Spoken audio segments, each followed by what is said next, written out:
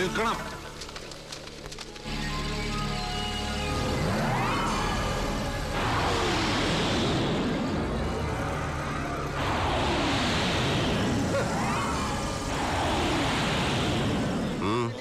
എന്താ? മണപ്പള്ളി മാധവൻ നമ്പ്യാരുടെ ചിതാഭസ്മം ഈ പുഴയിൽ ഒഴുക്കാൻ ഞങ്ങൾ അനുവദിക്കില്ല.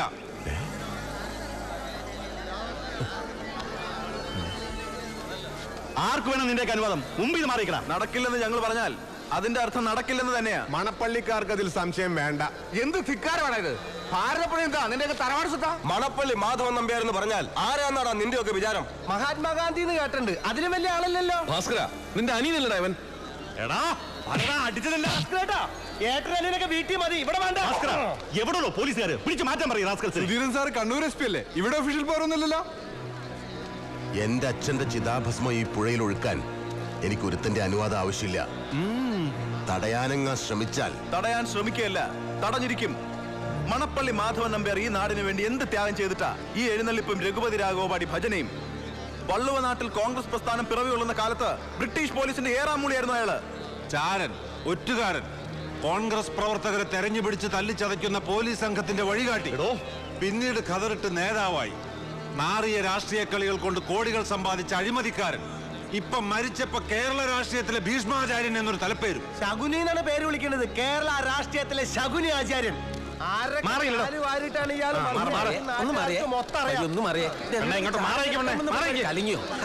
ചേച്ചി ഒന്ന് മാറിയേ, ഒന്ന് കാണട്ടെ ചേച്ചി. സാറോ താനൊക്കെ എവിടെ പോയി കിടക്കുകയായിരുന്നോ? സാർ, നമ്മുടെ മുനിസിപ്പൽ കോർട്ടിൽ പട്ടി കയറി, ഞാൻ കള്ളനെ കൊണ്ട് മണപ്പിച്ചു. അല്ല, കള്ളം കയറി ഞാൻ പട്ടിയെ കൊണ്ട് മണപ്പിച്ചു. എന്താ സാറോടെ പ്രശ്നം? എന്താ വേണു മാഷ പ്രശ്നം? ഈ നിൽക്കുന്നവർ തന്നെയാ പ്രശ്നം. അതെങ്ങോട്ട് തല്ലി ഓടിച്ചു വിട്. തന്നോട് ചോദിച്ചില്ല. ചിതാഭസ്മവുമായി ഒരുത്തനെയും പുഴയിലേക്ക് ഇറങ്ങാൻ ഞങ്ങൾ അനുവദിക്കില്ല. എന്താ മിസ്റ്റർ, എന്താ നിങ്ങൾക്ക് ഇതിൽ പറയാനുള്ളത്?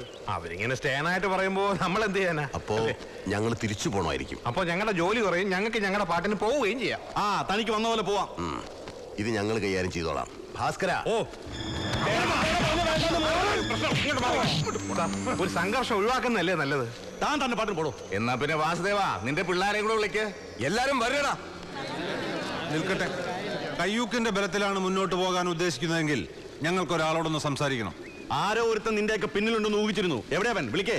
വിളിക്കാലോ, പക്ഷെ ആ വിശ്വരൂപം കണ്ട് ഞെട്ടരുത്. അതേതാടാ ആ അവതാരം? അവതാരപ്പിറവികളുടെ മുഴുവൻ രൗദ്രഭാവം ആവാഹിച്ച ഈ മൂർത്തിക്ക് ഇപ്പൊ പേര് നരസിംഹ എന്നാണ്. കാണ്.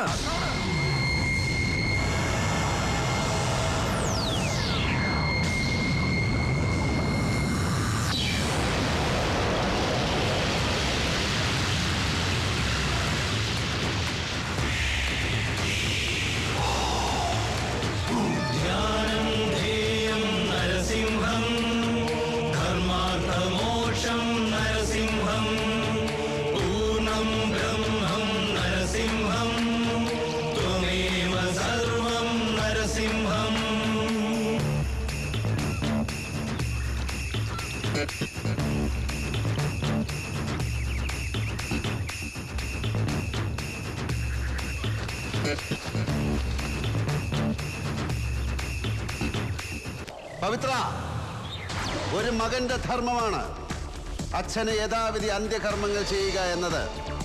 പക്ഷെ മണപ്പള്ളി മാധവൻ നമ്പ്യാർ എന്ന മഹാഭാവിയും സർവോപരി നാറിയുമായിരുന്ന നിന്റെ തന്തയുടെ എല്ലിൻ പൊടിയും മാംസം കത്തിയ ചാരവും പവിത്രയായ ഈ നദിയിൽ വീഴരുത്.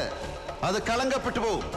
ഒരു പിടി പുണ്യാത്മാക്കളുടെ ശേഷക്രിയ ഏറ്റുവാങ്ങിയ ഈ മണൽത്തിട്ട മാധവൻ നമ്പ്യാർക്ക് ഇനി ജന്മങ്ങൾ പലത് ജനിച്ച് മരിച്ചാലും തീണ്ടാപ്പാടകലെയാണ്. അതുകൊണ്ട് പോയി വീടിന്റെ കന്നിക്കോണിലുള്ള തെങ്ങിന് തടം വെട്ടി ഈ ചരതിലിട്ട് മൂട്. പോടാ, പോ മോനെ ദിനേശ. നീ പകപോക്കുകയാണല്ലേടാ. ചത്ത് ദഹിച്ച് തീർന്നു പോയതിനോട് പകയല്ല, അറപ്പാണ് എനിക്ക്. എൻ്റെ ജീവിതം, നിരപരാധിയായ എൻ്റെ ജീവിതം, അതിലെ വെളിച്ചം തല്ലിക്കെടുത്തി 6 വർഷം സെൻട്രൽ ജയിലിലെ ഇരുട്ടിലേക്ക് നിസ്സാരമായി എന്നെ വലിച്ചെറിഞ്ഞാൽ നിന്റെ തന്തയെ നെഞ്ച് കീറിപ്പൊളിച്ച് ചോര കുടിക്കുന്ന ഒരു സ്വപ്നം എനിക്കുണ്ടായിരുന്നു. 6 വർഷം എന്നെ ജീവിക്കാൻ പ്രേരിപ്പിച്ച സ്വപ്നം. പക്ഷെ കാലം അയാളെ ഈ മൺകുടത്തിലാക്കി എൻ്റെ മുന്നിൽ കൊണ്ടുവന്ന് വെച്ചു. പുറം കാലുയർത്തി തൊഴിച്ച് തെറിപ്പിക്കും ഞാനത്. അതിനു മുമ്പ് നീ പോ. പവിത്ര, ഇന്ദുചൂടൻ ഇന്നൊരു വ്യക്തിയല്ല, നീ കണ്ടോ?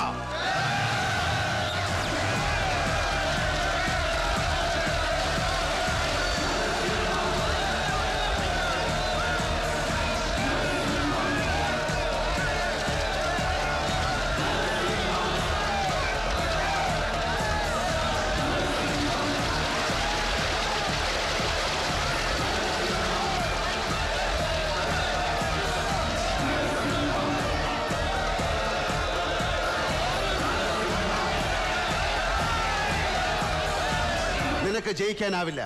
ശേഷക്രിയ ചെയ്യാൻ വന്നവർക്കെല്ലാം കൂടെ കൂട്ടക്രിയ നടത്തും അവർ. ഞാൻ തിരിച്ചു പോകുന്നു. ഈ മൺകുടം തിരികെടാത്തൊരു വിളക്കിന് മുൻപിൽ ഞാൻ സൂക്ഷിക്കും. നിനക്കുമുണ്ടല്ലോ ജന്മം തന്നൊരാൾ. മരണം ഒരു നാൾ അയാൾക്കും സംഭവിക്കും. അന്ന് ഈ മണപ്പുറത്ത് നീ ബലിയിടാനായിരിക്കുമ്പോ ഞാനുണ്ടാവും.